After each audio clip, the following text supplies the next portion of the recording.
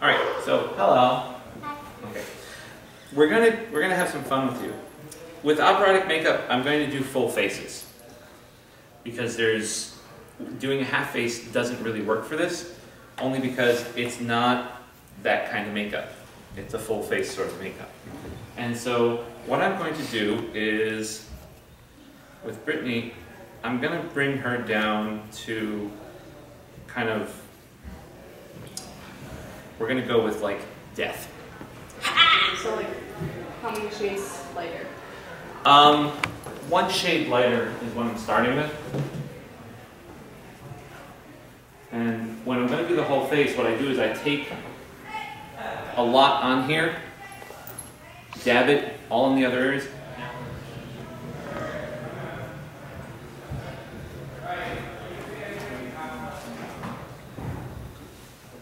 I'll try to do it as fast as I can.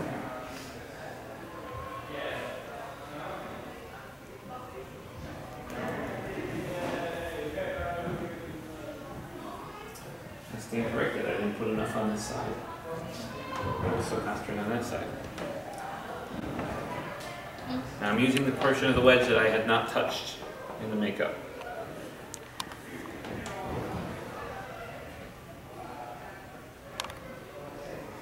Open and look up. And the foundation is there to help her get the makeup off afterwards, but also give us a nice plain base so that I'm not fighting with other things. I'm going to leave this Open on. them up again. You might have to. The opera makeup is going to be rather complex. So what I'm going to do is I'm going to actually go ahead and I'm going to show the world Brittany's skull. Okay, and so we're going to start with the big pieces of Brittany's skull. So close your eyes. And I'm looking at the anatomy for where she's got her eye sockets. She's going to look like a raccoon for a little while here.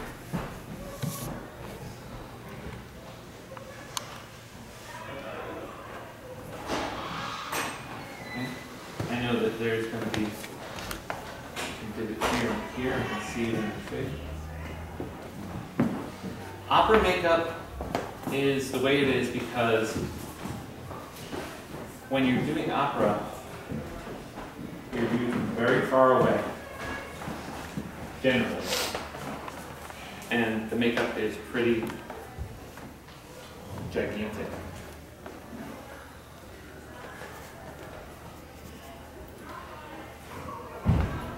Very expressive, very big. Very useful when you're doing stuff like Midsummer Night's Dream and you're trying to do, fantastic characters. Things that are a little bit out of the ordinary. LeClair, Yes? why are you using brown and not one other color? Why am I using brown and not another color? Because I want her to look like death and not necessarily... well, I don't want to make the skull. I want to make it look like she is a character of death, not that she's dead. And black takes over everything. Black takes over absolutely everything. It's not fun stuff. It looks like face paint. So what I'm doing is I'm doing major contouring. I'm trying to just form the face right now and make those shadows and highlights so that what happens is she's blended in and starting to form and sink back. Okay?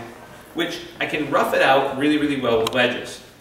But it's the brush work that's going to be able to really get a lot of stuff. This base coat, which is almost like a double foundation now, I can go toward the black end of things. I can do black and red, I can do blue, I can go wherever I want to go to make this embodiment of death look like death. And so what I think I'm going to do is I'm going to go with a red and black death. What I'm trying to do is I'm trying to make her a very threatening character. Now, in general, Brittany's not very threatening. Hey! I don't think. Slightly here, but not very much. Okay. But we want to make her very threatening. So we have to kind of contour and work portions of her face that might not be necessarily, you know, on the whole very threatening. What I'm going to do is I'm going to start with a little bit more of the brown, because I just had a thought as to what things I want to emphasize for this threatening sort of reddish death. And you can go a number of ways. You're defining character. Okay? So if I wanted this red death to be kind of spooky, I'd probably leave it right about where it is. But I think I'm going to go with a little bit more scary. So I have to start working on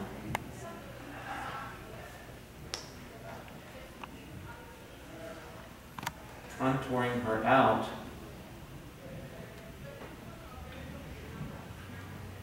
to make things scary.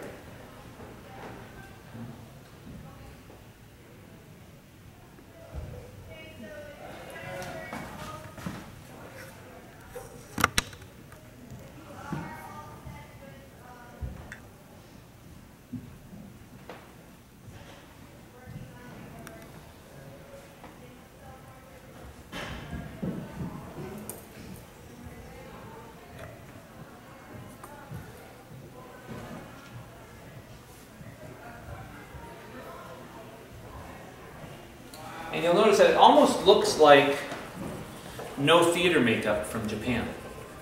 Okay? It's got that same kind of phrasing to it, visual phrasing to it, when you're doing it this way.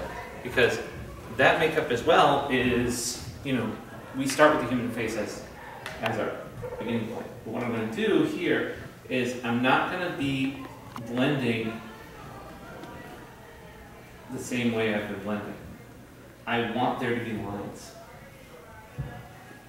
I really want those distinct lines. Why would I want distinct lines? To emphasize your skull bones and structure. That's one thing, yeah, to emphasize bones and structure. But what does that do? What does the line do when I do that? It makes it look unnatural. Yeah. It makes it look like death. Good try. So you can see it far away. Be able to see it far away. Absolutely. That's a big part.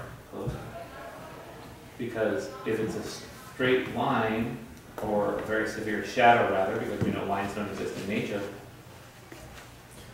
severe shadows and severe highlights are very, very visible from far away. And they make extreme forms. That's what we're really going. We're going with extreme forms right now. That's kind of key to the operatic makeup. You want an extreme form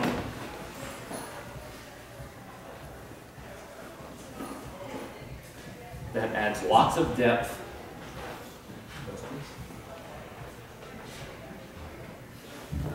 and makes big shapes. Everything is about being big. We've dealt with the last 2 days, last 2 sessions, we've really kind of dealt with subtlety. Subtlety, when it comes to operatic makeup, flies out the window. Now, can you combine the two of them? Absolutely. You can take the operatic sensibility, where things are big and bold colors, and you can combine it with, bless you, with regular average makeup as well. How's she looking? Just getting there, we're doing some forms.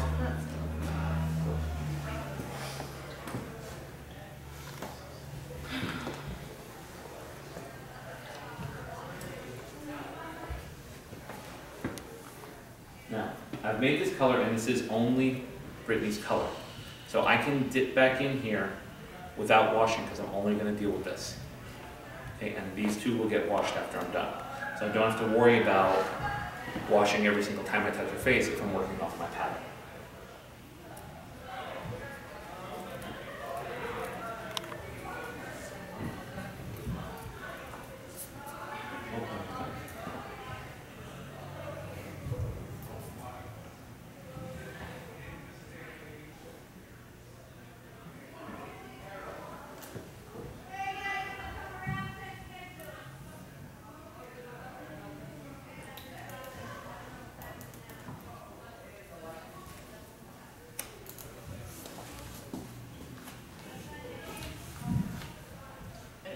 This looks so much. It's a little odd for some reason. Yeah. No.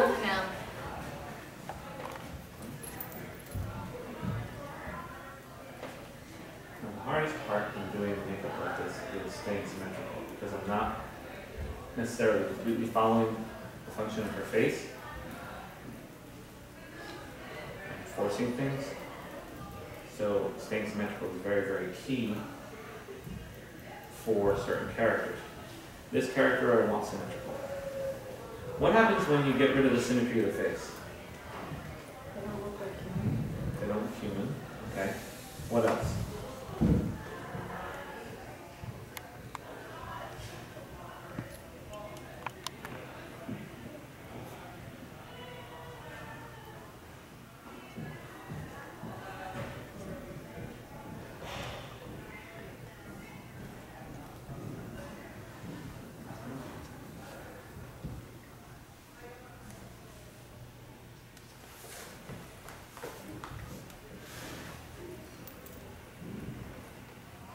So, in doing this, why would opera makeup have these extreme looks to it? What do you guys know of opera? It's bold. Big, it's bold. Wait, I thought they were like I thought they were like shoes that were just like elevated. They are. I'm sorry, heel was the wrong term. Yeah. They're like big elevator shoes. Oh. Like go-go boots. Not quite. How much platform should Like giant platforms. I can do it. I'm just imagining like someone tall and Cheetos. Like, Big boy. Lady Gaga. Oh, Sure. But even ballet boots are not 12 inches. I think they're 6.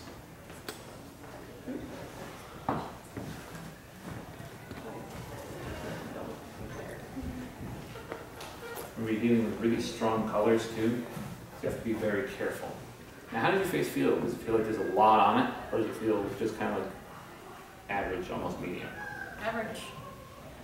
That's how it should be.